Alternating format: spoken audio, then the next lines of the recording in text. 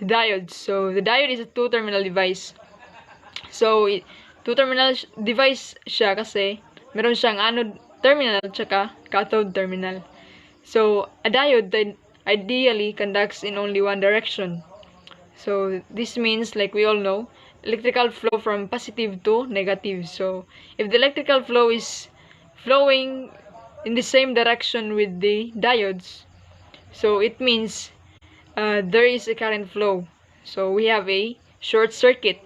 So, and if baliktad naman, so the direction of the current flow is opposite from the direction of the diodes. So hindi siya mag-aalaw ng current to flow. So ibig sabihin we have a open circuit. So next is the diode characteristics. So we have here two graphs, the conduction region and for the non-conduction region. So sa conduction region is ito yung short circuit. So and for the non-conduction region, ito naman yung open circuit. So sa conduction region, we can see that the voltage across the diode is 0, while the current is infinity. So this is a forward resistance. So sa non-conduction region naman, we can see that all of the voltage is across the diode. So the current is 0 amperes. And ito naman yung reverse resistance.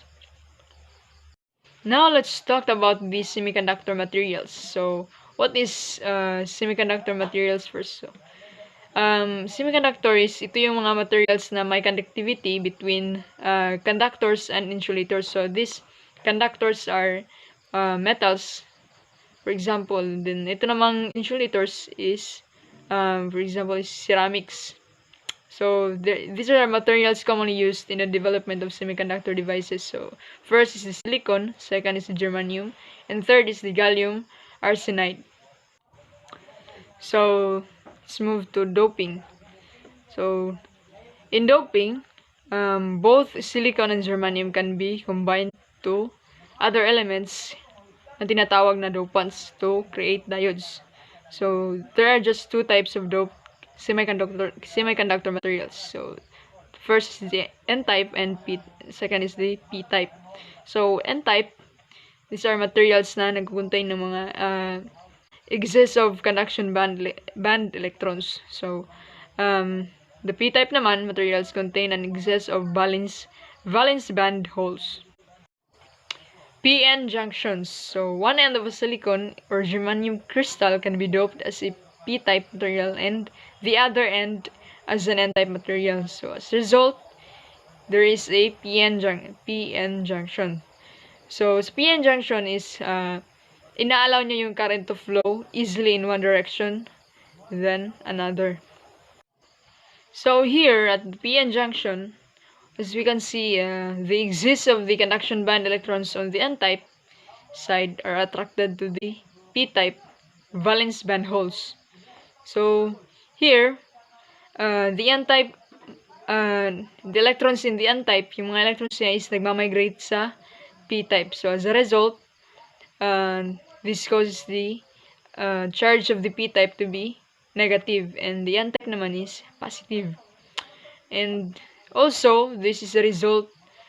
The result is the formation of the depletion region. So a depletion region is nag-act siya as a barrier. Kasi pinipigilan niya yung kahit anong mga karagdagang paglipat ng electrons. Now let's move to the diode operating conditions. So a diode has three operating conditions: the no bias, forward bias, and the reverse bias. And for the no bias, there is no, as you can see here, no external voltage is applied. So 0 volts. So there is 0 currents also. So katamtaman lang yung depletion region na nag-exist. Next is the reverse bias. So external voltage is applied across the PN junction in the opposite polarity of the P and N-type materials. So opposite yung direction niya for the diode's direction. So this causes the depletion region to widen. So the electrons in N-type material are attracted toward the positive terminal of the voltage source, and the holes in the P-type material are attracted towards the negative terminal of the voltage source. Last diode operating condition is the forward bias. So the external voltage is applied across the PN junction in the same polarity as the PN type material. So parang kabaliktaran lang siya ng reverse bias. So this forward voltage causes the depletion region to narrow. So parang yung kanina sa reverse bias is nagwa-widen yung depletion region. And dito naman is para siyang lumiliit. This is because the electrons and holes have sufficient energy to cross the PN junction. So yung electrons and holes is may sapat silang energy para mag-cross lang papunta sa PN junctions. So here at the actual diode characteristics, we can see for the no bias that the voltage applied is 0 volts, and so the current is also 0. While in the reverse bias region, the